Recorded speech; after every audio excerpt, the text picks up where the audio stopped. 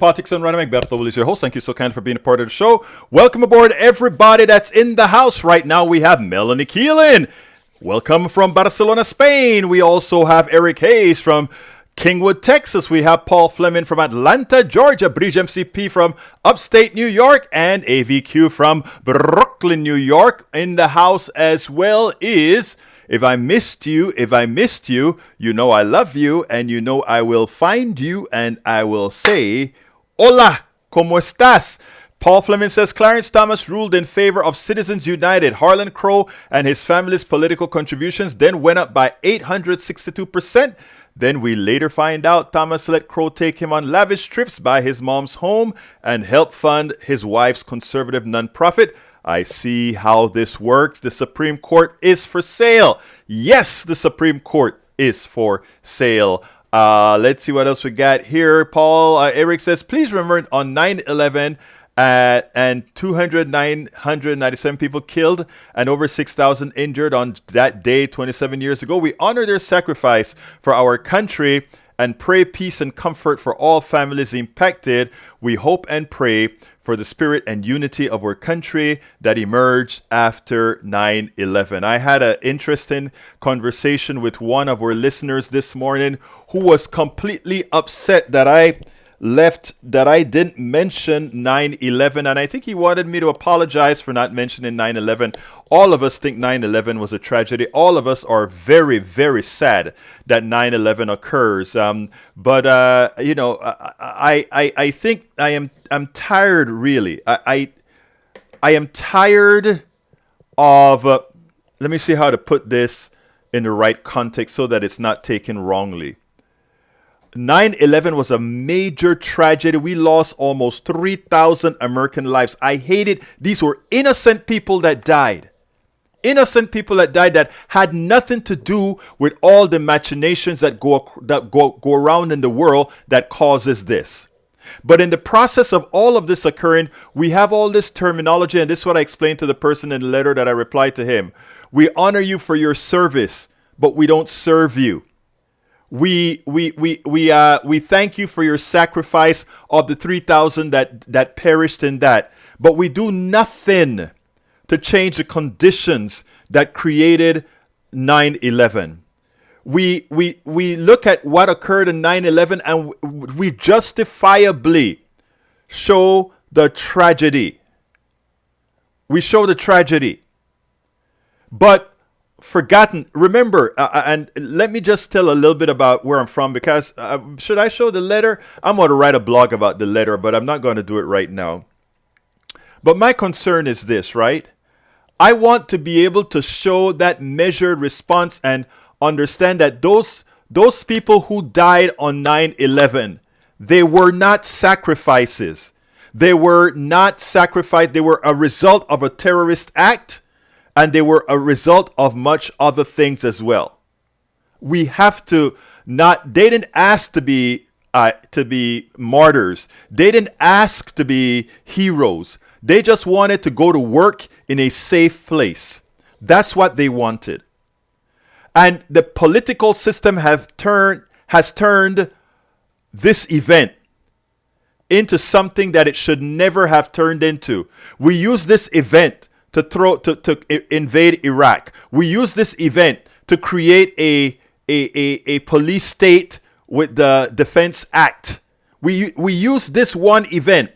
Those 3,000 people died because of a terrorist attack, but we monopolize on that event to do a lot of other things that we should not have done. And this morning, I didn't want to get into all of that on the show in the morning. I didn't want to do that. But there was one particular listener who wanted to insult me for not talking about 9/11 this morning, as if I made a sacred mistake. And what I wanted to tell him, and not what I wanted to tell him, what I told him in the email, and I'll probably create a Substack about this. I told him in the email, those precious lives that were lost on 9/11, it's a terrible thing. But how many of us cry? How many of us show the same empathy? I'm from Central America, Panama. when George Bush wanted to get one person, Manuel Antonio Noriega, George Bush came into Panama that doesn't have an air force, that doesn't have a real army. We have a defense force. And he came in with gunships. He came in with the stealth fighter. He came in with all these things to test in Panama. And he leveled Chorrillo. Chorrillo is a suburb, a very poor suburb of Panama City, where the Cuartel Nacional, where the headquarters of Noriega was. And what he did is they leveled everything in that area. They had the C-130s blow everything up, along with the stealth fighter, along with all these things came into Panama and just wiped that whole 12, 13 blocks out. About 10,000 people live in those tenements that you have there. And nobody said anything. Those lives were expendable. Those lives were expendable. And we see this sort of behavior over and over again. And I asked the person that wrote me that note this morning. I said, suppose the families of 10 of those people wanted the same retribution that George Bush, his son now, wanted on 9/11. And after 9/11, George Bush went and wiped out hundreds of thousands in Iraq for something they had nothing to do. Nothing. So I am not despising, dispelling, or doing anything against my brothers and sisters who died in those towers. But you know, hundreds of thousands of lives of others, not done by terrorists. In other words, these weren't inflicted by terrorists. It occurred as collateral damage to our bombing. From Trump, Biden, Obama, Bush 1, Bush 2, our bombs kill and maim all over the world. Hundreds at one time. Tens and dozens at one time. What I'm trying to say is we need a paradigm shift And we need to stop having these false, I thank you for your service. Thank you for your sacrifice. The people in those two buildings were not sacrificial lambs. They were not sacrificed. Stop saying that. Our policies are responsible for that action. They weren't killed. Those terrorists were terrible. Those innocent people did not decide to die. They didn't say, I am going to make myself a sacrificial lamb on 9/11. They never said that. They never offered themselves up for that. They never offered themselves to serve as a military who went out there and did something. Okay? So please, let's feel the pain of the parents, of the relatives, of those who died on 9/11. But if you really want to do something positive about 9/11, we have to change our policies that create the angst, that create these animals that do these things. And the reason in my email to the reply on that person that I went ahead and brought up Panama as an incident is I wanted something that I could touch and say and ask if let's use any country. If China came into America to extract somebody doing something bad. Well, let's not use China. Let's use France. If France came for a mission like what some of these Republicans are saying we should do in Mexico. In other words, some of these Republicans are saying, let's send commandos into Mexico and get those guys who are sending fentanyl over here. That's what some of our Republicans are saying. Send troops, send special forces into Mexico. And anybody can tell you that a lot of innocent people die in these operations, like they did in Panama that nobody cared about in the United States. When they were trying to find Noriega, they killed thousands of Panamanians to get Noriega. Suppose one of those people wanted revenge, like Bush wanted revenge for 9/11. Please. Now, what happens when our commandos go to Mexico and start shooting up a whole lot of people, including innocent people, and those people who we shot up innocently want revenge and come to the United States and killed innocent Americans? You see what I'm talking about, people? So I don't want to hear. I really don't want to hear about thank you for your service and let's thank them for their sacrifice. They never asked to be sacrificed. They never asked to be sacrificial lambs. They wanted to go to work and come home safely. That's what they wanted. So to anybody that watched Politics Done Right this morning on KPFT who complained about, well, you didn't do that window dressing thing and saying, oh, I am so sorry that happened. I don't have to tell anybody I didn't want that to happen. I don't have to tell anybody I am so sorry that happened. But I can tell everybody I understand why that happened.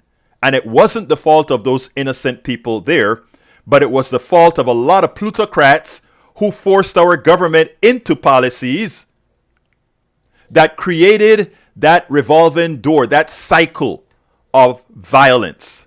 So that's my little rant for the day that I had not expected to say at all. So let me read some of your comments before I get into the program proper. Let's see. Whoa, that's a lot. All right, let's go ahead. Eric says 9/11 is not tiring thing, just like World War II should always be remembered and never allowed to be repeated. Yeah, World War II should never be repeated, just like we shouldn't have dropped the nuclear bombs in World War II. So there's a lot of things that shouldn't be repeated. You know, we're concerned about other countries using the nuclear weapons on other human beings. Let's remember, we are the only country that has ever used the atomic bomb on human beings. So as we remember World War II, we should also remember the culmination of World War II that we just said, to hell with it, we are going to finish this stuff, and we killed hundreds of thousands with 2 nuclear bombs. We have to look at everything in its totality. Michael Rudden says, New Yorker here. I watched the second Lord come down from 30 blocks away. I'm tired of talking about 9/11 or nation change to a surveillance state afterwards. That's what I wanted to point out as well, Michael Rudden. Thank you for doing so. Michael Rudden says, corruption is the core of our political problems. True, Eric Hayes says, we are making things worse via policy nowadays. No, we make things worse because of our policy. Our policies, our foreign policy has changed very little. Doesn't matter if it's a Republican or a Democrat in office. It rarely changes because it is run by our plutocracy. Our plutocracy tells us where we need to invade, how much we need to invest in countries, how much we need to dominate other countries. You have to learn that, but you don't learn that over here in the news that we get. Eric K says we're making things. Rodney Young says, if anything, it's definitely gotten worse, much worse. Lee Grant says, remember how George Bush told us that Islam was a religion of peace? I do remember that. That was one very good thing that George W. Bush did. He was right to do that because it was necessary. Of course, they were flying the Bin Laden family out of the United States as a favor as well. Paul Fleming says, one terrorist at cause or country to another, carry on another country that has nothing to do with 9/11. I feel bad for all those people who died on earth that I will never forget where I was on that day. Our country still has blood on its hands. Eric K says, but we don't police anything now, just our own citizen. You know, there's some truth to what you just said there, Eric. Michael Rodnan says Patriot Act, AUMF, invasion of Iraq. On lies, yep, we went to the wrong way afterwards. Actually, that was planned. We were going to use any excuse. Any terrorist attack that occurred, we were going to go into Iraq on that premise. Paul Fleming says, one terrorist act on a country. I read that one already. Bridge MCP says, I'm one that believes fully it was an inside job. Won't say why, but have inside info. And like Michael, the smell of the dead were overwhelming. I was too close. I didn't realize that, Bridge. Michael Rodney says, Paul, we wasted $6 trillion into our incursion in the Middle East. We destabilized religion, created millions of refugees. The invasion of Iraq was our nation's worst foreign policy adversary. So think about if we had invested that into healthcare instead of these ridiculous wars into healthcare. Maywood says, good afternoon, Maywood. Eric Hayes says, Egberto, but wasn't the church helping Noriega? No, Noriega went to the church to simply hide because it was the grounds of the Vatican. That's why he went to the Papa Nuncio in Panama. Okay, Bridge MCPs, Eric, it was not terrorists from the outside of our country. Rodney Yum says, oh my, you are so effing right. But whenever someone being up, were labeled as a non-American. I'm not concerned about anybody labeling me as a non-American. I chose America. I am a naturalized American citizen who chose America, and I feel no different than a born American because the only American that has a right here, even though somebody tried to dispute that, oh, well, the indigenous people came over the Bering Sea. Well, if they came over the Bering Sea, guess what? They came here first. So that's it. All right, let's see what else we got here. Michael Rodney says, replying, I don't attribute incompetence of what some see as malice. When then President Bush was told what happened, he froze for 7 minutes. They had no clue. Of course not. Let's see. Paul Fleming says they got visas to work and go to school here. Yes, they did. Bridge MCP says, it was Brothers Security Company who closed the towers a week prior, and no bomb dogs were allowed. It was planned demolition. Okay, I'm not going to get into that one. Rodney Young says exactly, but wasn't the entire country based on war?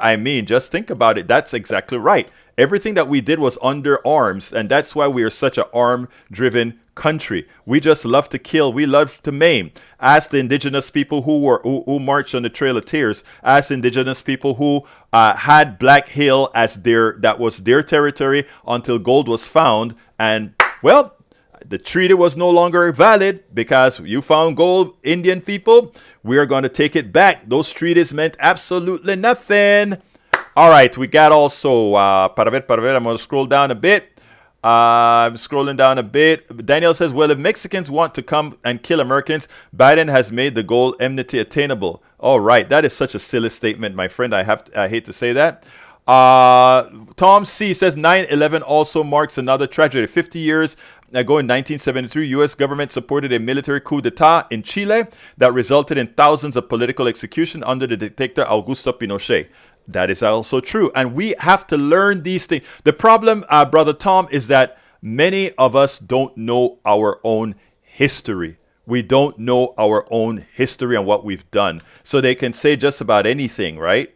Let's see what else we have. Egberto got 2 minutes. General Wesley Clark said we had plans to invade 7 nations in and around the Middle East.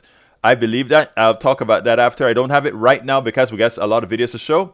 Daniel says, okay, Egberto, do you support the billions we are sending to Ukraine? After all, that money could be sent on healthcare. Yes, I agree with you there. Let's continue. CSEC says, Daniel Ledo sounds like you're trying to use logic with Egberto. You know that doesn't work. Actually, I think they reverse. Stop looking in the mirror, Mike CSEC. Stop looking in the mirror, my friend. All right, let's see. Eric Hayes. All right, let's go to the first video. This one was brought to me by Tom Sarnik.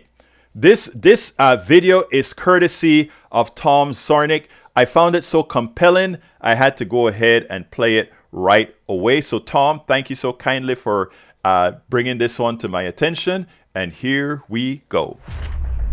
One of the things that not related, but to talking about, you were talking about the cost of things going up and the problem with our healthcare system, dealing with just ordinary problems that people have from day to day, or going to the doctor, going to the hospital, or whatever. What we're experiencing right now, and this is scary to us as we get older, is that, especially in Florida, but maybe everywhere, is that the nursing homes and this so-called assisted living, it's really a nightmare situation because it's all for profit. Lane's brother down in Florida is in a assisted living home, and he's got Parkinson's disease, and he's struggling. He can't walk, so he needs what they call assisted transfer, which is taking him out of bed, putting him in a wheelchair, taking him to the bathroom, a shower, etc. They're balking now. They were doing it for a while, and he's paying $10,000 a month to stay in this place. What? And $10,000 a month. It's supposed to be like one of these, high class things. He wanted to go there because it was near his home, and they do very little to help him.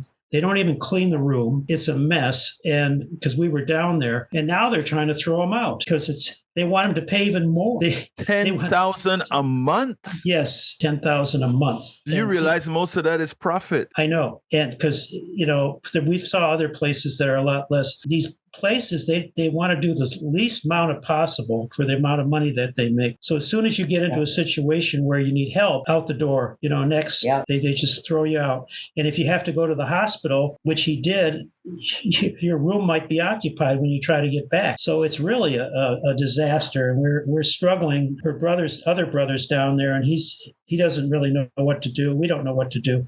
We might bring him up to Michigan. It may be that we'll have to do that. It might be better here than down there. This is outrageous. Let's repeat this. For you have your wife's brother in a nursing home. Yeah. They're paying north of $10,000 a month for a room and also 3 meals a day. Right. $10,000 a month. And they're balking because now he has Parkinson's disease and he has to be taken to the bathroom. Right. Most of that money goes for profits. That's our system. Yeah. And we were down there a couple months ago, or 3 months ago, and we wanted to see what the situation was like. And he seemed to be in good spirits. There is a minimal amount of activities, which is okay. He doesn't really care about socializing too much. But the problem was that the people there, they just seemed to be kind of walking around. And I'm talking about the people that are supposed to be helping. They really don't help. They're doing whatever is the minimum, and the supervision is very, very, very minimal. So you're kind of on your own. And this is what scares me about our whole healthcare system as we get older. Is it's even the hospitals and the doctors, they just want to see healthy people. They just want you in and out. And if you get really sick or you need help, good luck to you. In the old days, those places used to be owned. They were smaller, and they were owned by local groups and local churches. They were part of the community. And now those things are all bought and they're owned by big business somewhere. And all they want is the bottom line. And they've done things like they take that $10,000 and they hide it in a different investment accounts, the property not related to the service that they're providing. Yeah, and it's all bells and whistles. You go in a place like this, and it's they got the marbled and wallpapered, and everything looks real fancy. But then when you dig deeper into the care that it's very minimal. It's just like these people are just part of the furniture, and they just move them around and throw them out the door when they're not as useful as or make as much money for them as they did before. The number is one person, one room, 3 meals a day, $10,000 a month. That should tell you everything. Wow, that is. I worked home health care. Let me just tell you, I played the wrong video, but I was going to play that one after anyway because they're actually sort of on a similar subject. But when we had our Ask Egberto Anything on Saturday, and it turned out that he gave that story, Tom gave that story, I could not. It was just astounding to me, $10,000 a month, because like I told them, my wife's mother, when she got the stroke, we were wondering if that is the kind of stuff where we were going to have her. And we were thinking all kinds of things. Maybe she would have had to come here and be taken care of here. And then, it's what we have in this country is a fraud. What we have in this country is a healthcare system that says after you reach to that stage in your life, we then take everything that you have accumulated over time. Because as Tom would tell you, while you still have assets, you have to be in a private room, a private care. And when you run out of money, then you get into the government rated system. But by then you have to be broke. You have to lose all your assets. So talk about leaving something back for your family. And for those who say, well, go ahead and get insurance. Again, Tom explained what that really means. Now, Tom also sent me a very important video that I want to play here about a traveling nurse. I want you guys to check this out, and then we'll take it on the other side. This is another important stuff that tells you the dire straits that we are in as a society right now. The healthcare system is in shambles, and the people who know it best are the nurses who work with people day in and day out. You know, the older nurses, etc., you know, they just think the system has to stay that way. But I mean, with social media and many other ways of getting information out, it is great to have these young people now engaged as nurses that are doing what they're supposed to do. Here we have Lex Hinckley, a 27-year-old nurse based out of San Diego, California. She is doing her job. She is pointing out the deficiencies in our healthcare system, and she is completely on point. This one of our PDR Posse members brought this to us. I want you guys to listen to this. Thank you so kindly for this one here, Tom Sarnik, because we couldn't, or we have to get these folks that are actually making a difference. We got to get their faces out there. And she's doing a darn good job of doing it all on her own, but let's do it all for her as well. Check this out. We'll take it on the other side. It is virtually impossible to be a ethical healthcare worker in this extremely unethical healthcare system. The amount of times that I've had to discharge patients back to situations where I knew they weren't going to be able to take care of themselves, but I had no other options, is truly too high to even give a number to. If my career as a healthcare worker has done anything to my worldview or life, it has simply radicalized me further than anyone could believe.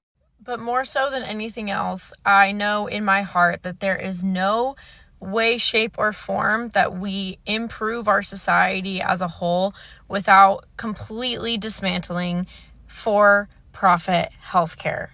I'm going to share with you guys a story that is so beyond disgusting and yet completely unsurprising, and I have seen varying levels of this happen at every single hospital I have worked at. I've been a nurse for 4 years. I've worked in 7 states. It is happening everywhere, and if you think your hospital is different, you're wrong. Recently, and I mean as of December, hospitals in Louisville, Kentucky came under fire for leaving patients outside on sidewalks.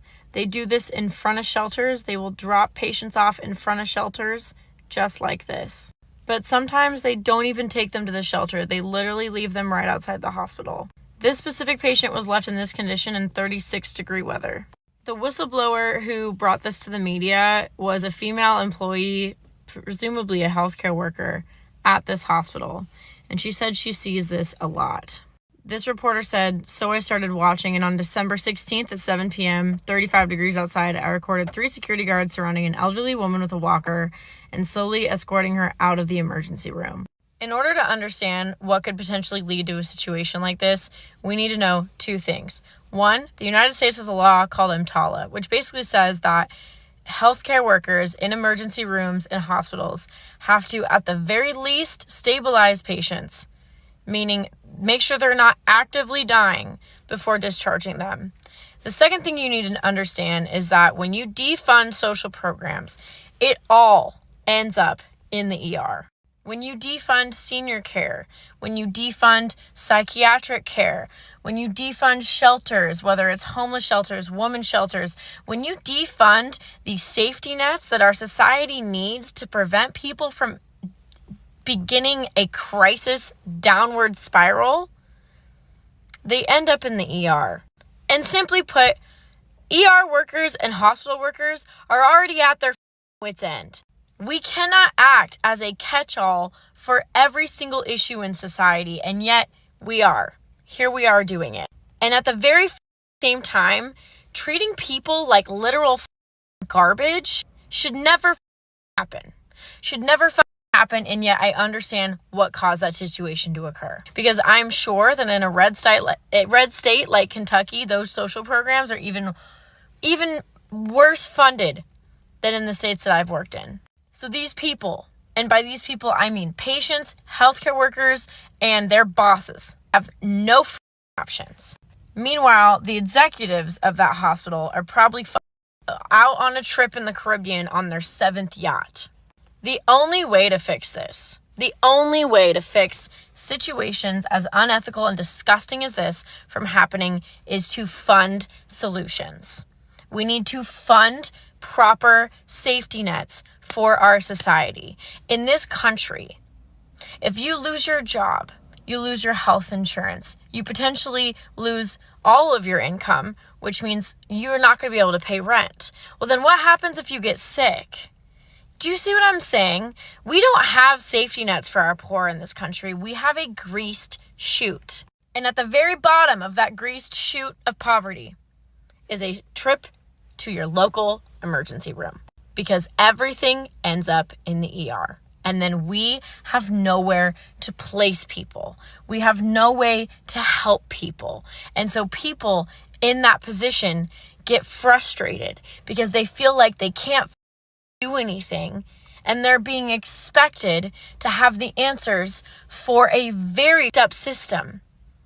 They're having to answer for all of these executives, these corporate executives who have privately funded their own bank accounts instead of publicly funding our communities. So while it is disgusting and inexcusable for any healthcare worker to treat a human being like that, I am telling you, society, you and me right now, we're leveling with each other. The only way to avoid that happening is to fund social programs. We have to fund elder care. We have to fund psychiatric care. We have to actually develop systems to help unhoused people. Look at what the mayor of Detroit has done. There are options. There are solutions for these problems, but they cost money. They cost money. And we, as a society, have said that we're A-okay with 400 people having 70% of the nation's wealth, while our community members get treated like this. They get treated like this. Lex Hinckley is not only right on the nursing side, she's also right on the healthcare side, on the social program side. She points out that if we continue, 400 people in this country owns more than half the country. They didn't earn that.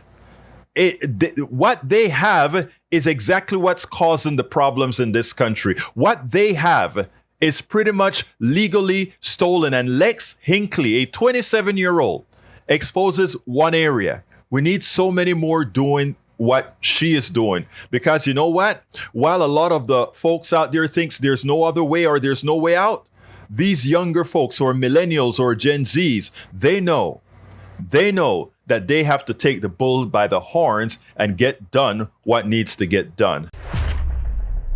We spend a lot of time. Yes, they do. Yes, they do. Yes, they do. All right, folks, look. I have another video that I want to show you. This one is, as you know, and this should have all of us very concerned. And that is what Elon Musk has done in with his service. If you want to know why I say over and over again, there are certain services, there are certain parts of our infrastructure that belongs outside of the private sector. This is why. Here we go. Check this out, and then we'll take it on the other side. Elon Musk admits that Walter Isaacson's biography on him stating that he cut off the Starlink services that Ukrainian drones were using to communicate as they launched an attack on Russia is true. A billionaire intervened unilaterally to support America's enemy. Secretary of State Tony Blinken's timidity to object or criticize Musk is a perfect example of why certain critical parts of our society must not be left to corporations in the private sector, as they have no loyalty to person or country, but to their bottom line and their prejudices.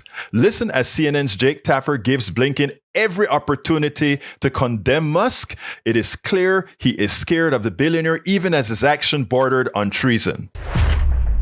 SpaceX CEO Elon Musk has recently confirmed a report that's in Walter Isaacson's new biography of Musk that last year Musk blocked access to his Starlink satellite network in Crimea in order to disrupt a major Ukrainian attack on the Russian Navy there. In other words, Musk effectively sabotaged a military operation by Ukraine, a U.S. ally, against Russia, an aggressor country that invaded a U.S.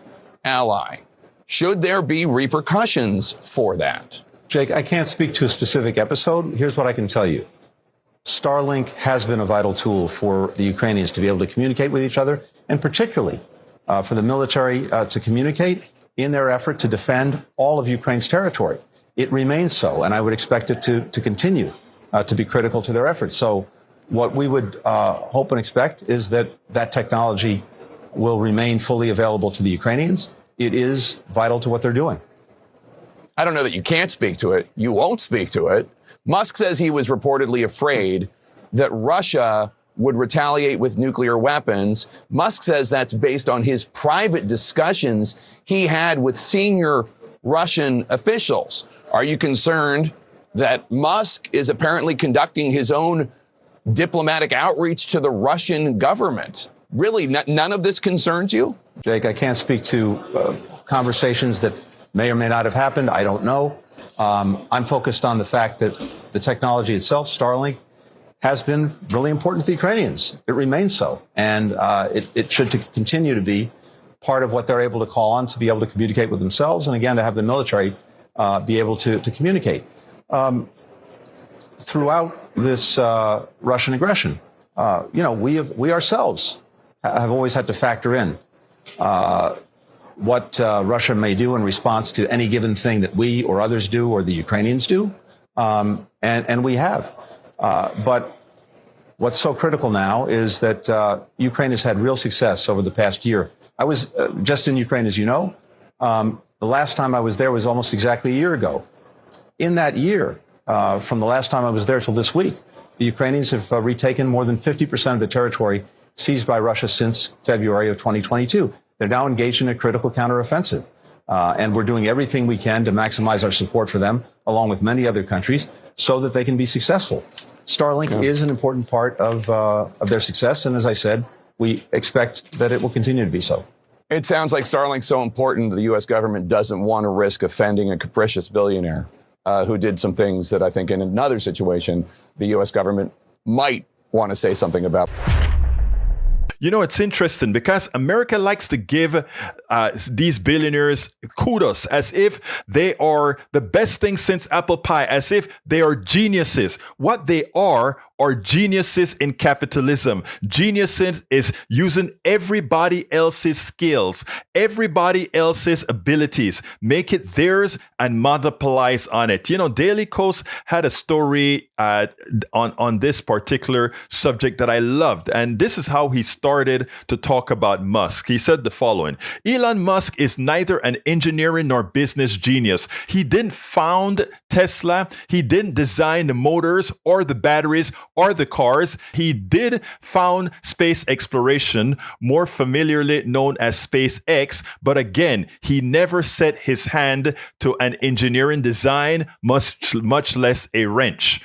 What Musk did do was recognize that both the automotive and space launch industries were hugely stale, completely populated by people whose policies and technology were relics of the glory days of the long past, and that a determined and lucky run of these targets just might kick their asses. And the reality, I want you to understand what he's saying there. He's saying that the other guys in the private sector as well, you know, the Boeings and all these old guys, guys that built the Apollo, that built the Saturn, and built all these other guys, that they just went stale. Supposedly the private sector is efficient. Supposedly the private sector is always looking for the next best thing. But when you are getting free money from the government, when these corporations are getting welfare and not getting anything for creating anything new, what you get is stagnation. And that is what Elon Musk took advantage of. No matter what people think of Musk's failures at self-driving or the post-apocalyptic design of the extremely late to the party Cybertruck, the truth is that Tesla now holds a position in the automotive industry that its century-plus-old competitors can only envy. Over at SpaceX, Musk has a near monopoly in an industry that others only starting to understand.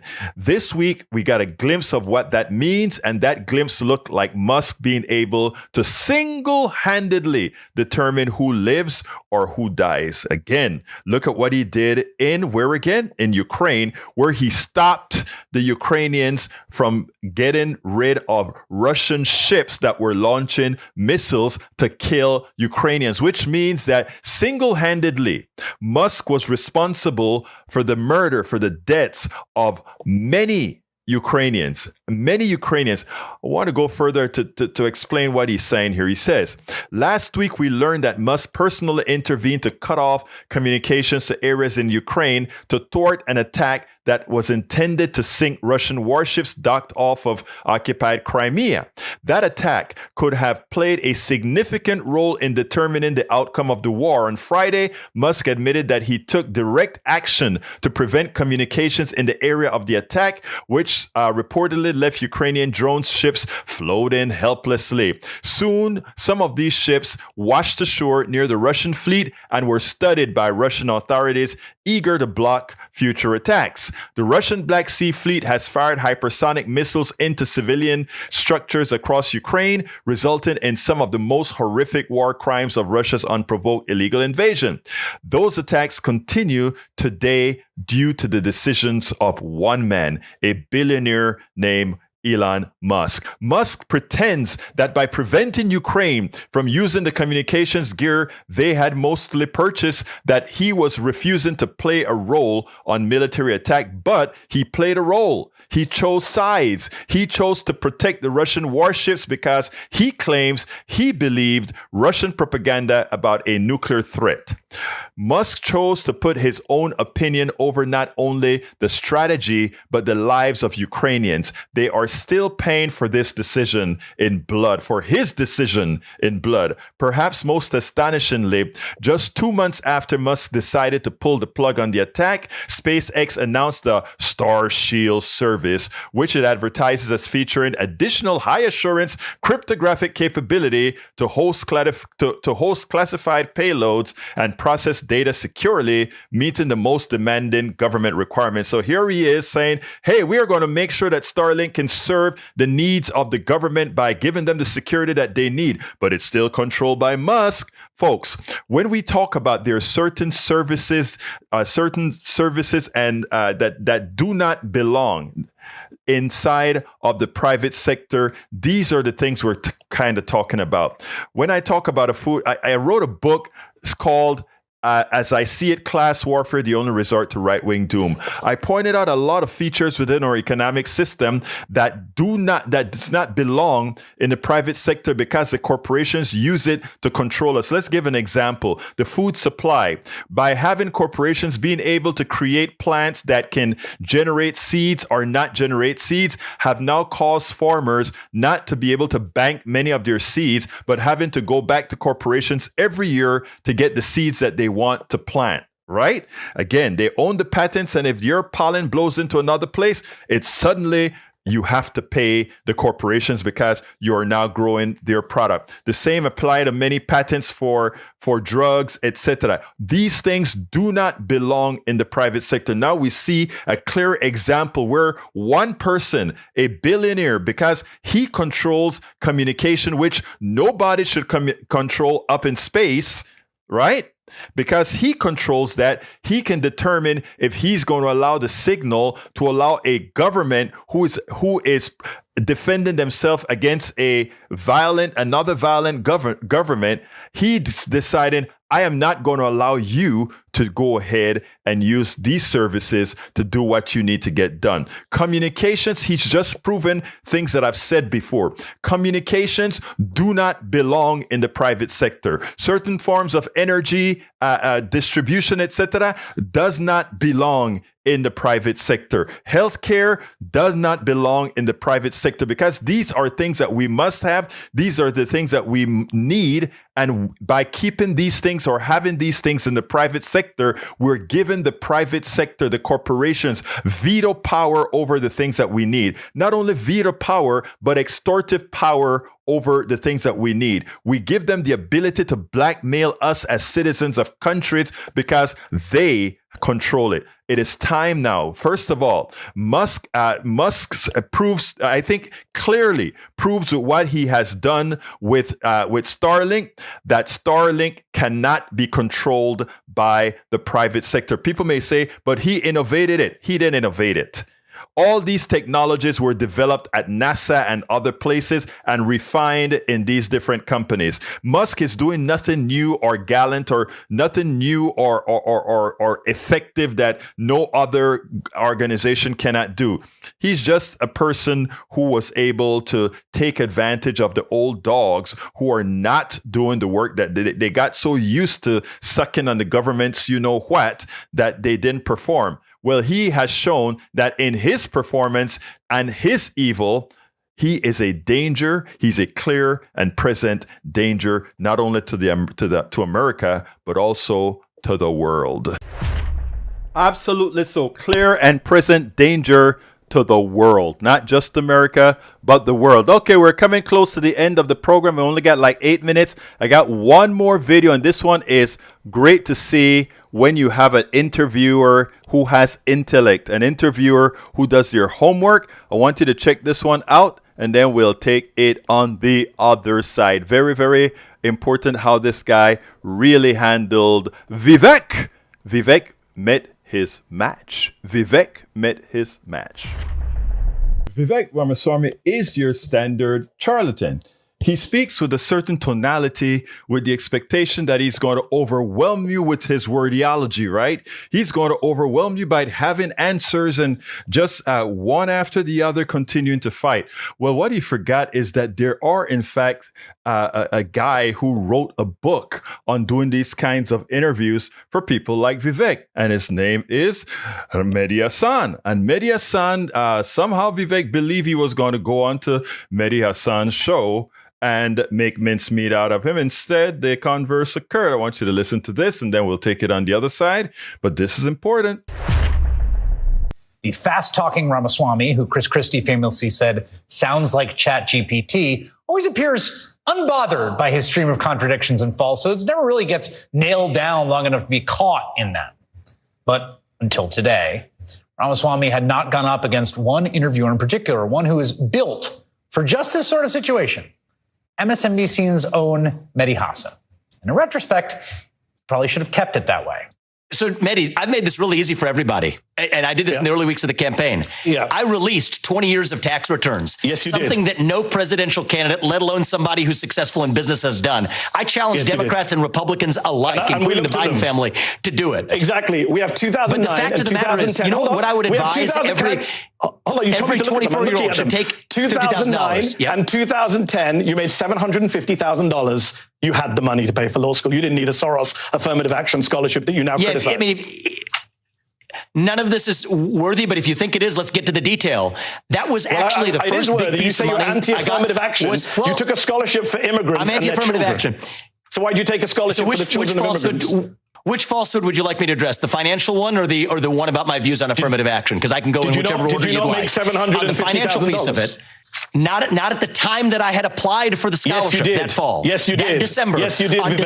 This is awkward for you because you did. You're, I think, the best interviewer in American media. Oh, you're too kind, Chris. At that kind of thing. You really are. You're phenomenal at it. What is the Vivek Ramaswamy method? What's been sort of amazing to me is like, I feel like he's set some sort of Olympian record of glibness. Just like everything is just like, well, I would simply do this. This is so easy. It's like everything is easy. Everything's obvious. Like, and it's like, well, no, not everything's that obvious. What was your takeaway from going toe to toe with him? The takeaway I had is that there are two big issues with Ramaswamy. One is, what is his qualification to be president of the United States? Fair And the other question. is, can we trust anything he says? And those were the two themes I stuck to. He was a little irked by that. He did the kind of, oh, these are gotchas. Why can't we talk about substance? But my point is, why would I want to discuss the details of your peace plan for Ukraine before we first establish whether you should be president, right? Like anyone can say, I've got a plan for Ukraine. You go on the internet right now, 100 people have opinions on Ukraine. The issue is, why this guy? What's he going to do about it? How can we trust him? And I think, what I tried to do, I asked him about, he used to criticize Trump. And now he doesn't, because he probably wants to be Trump's vice president. So I put that to him. And, the Soros stuff you just played. This is a man who attacks George Soros. He took a scholarship from the Soros family, from Soros's brother, an affirmative action scholarship, which he claims to hate. And then he said, I didn't have the money for it. And I challenged him. He said, I never said that. It's another thing he does, Chris. He just denies things that are on tape. I want to play that exchange about because he had tweeted after January 6th. Again, I don't know if the tweet itself was pandering at the time or what he really thought. I mean, who knows where the line is, right? My suspicion is that he tweeted it because he thought it, but we'll see. About what Trump did was abhorrent, and you had an exchange over that. Take a listen. Yes, I want you to answer my question, Vivek. Three Mehdi, times I've asked it. What did Trump do that was downright abhorrent? It's a simple question. It's your words. It's on screen. What did he do that was downright abhorrent? I believe that failing to unite this country falls short of what a true leader ought to do. That is why I'm in this race, is to do things differently than any prior president has done them. That's the hard truth, okay? And that's what made him a sore loser and abhorrent. The media yes, your words. and the... Mehdi Hasan did exactly right. He kept him off balance, because when you're lying, it is dependent for you to keep the equivalencies and the balances in check. And when somebody continues to chip away at your fallacies, it takes the soil from underneath you. Watch how Hasan did that, and listen to the commentary that went along with it, because I tell you, that is what it's going to take for certain folks to understand the dangers of guys like Ramaswamy. Absolutely so, folks. Absolutely so. Anyway, folks, we've got a lot of commentary that I'll go ahead and read after the program. Look, I thank you guys for being here. Please remember to support the show. I'm trying to pull that up right now. Please go to, for those that are listening on podcasts, I'll say the words out, politicsdoneright.com/support. Politicsdoneright.com/support is how you can help support this program to make sure that we can keep doing what we do. It's a lot of work, and I know you all know that. I know that's why many of you are our great supporters. Michael Rudnin, thank you so kindly for having been here.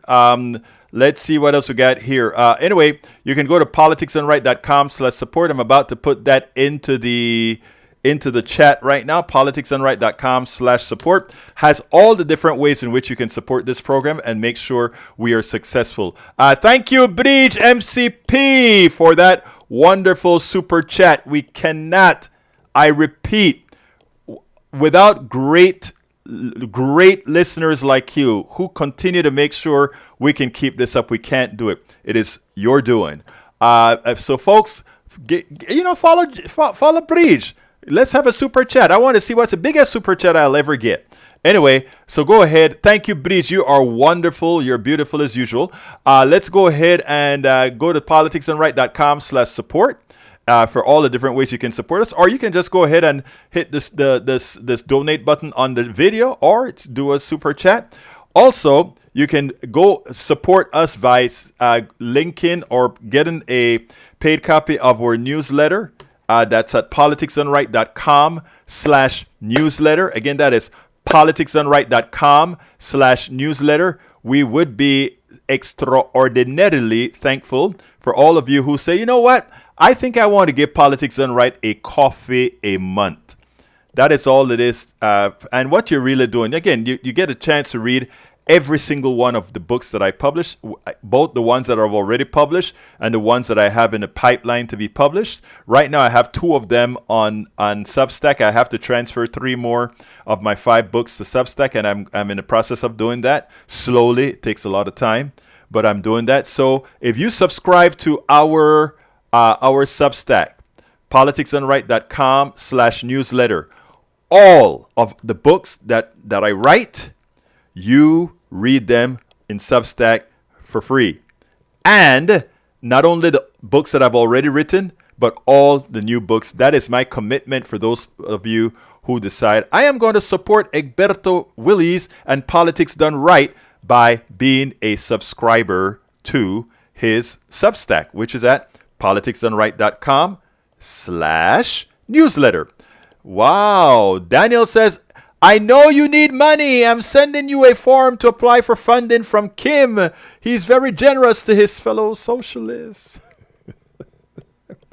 Bridge is probably going to be upset that I read that. But Bridge, I want folks to understand that I love everybody. And when he does that, it's okay. It's okay. All right, folks, don't forget, I'm going to put that link to the support one more time in the chat. politicsdoneright.com/support. And one more time, I'm going to put the newsletter in there, politicsdoneright.com/newsletter. Please support us however you can. My name is Egberto Willies. I want to thank you so kindly, all of you, for listening to the program. I couldn't do this without you. You all are my, what again? Heroes. My name is Egberto Willies. This is Politics Done Right. And you guys know how I end this, baby. I am what? Out.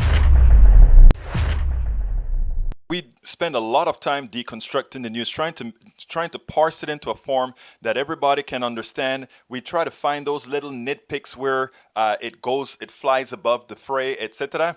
If you really like these videos that we do, I want to ask a big favor. Please go ahead, number 1, subscribe to our channel, and number 2, please join if you can. Thank you so kindly for watching. Keep watching. Please remember to share. We must populate the entire internet with our progressive message, a message that we know is what most Americans say that they want. So help us, please join.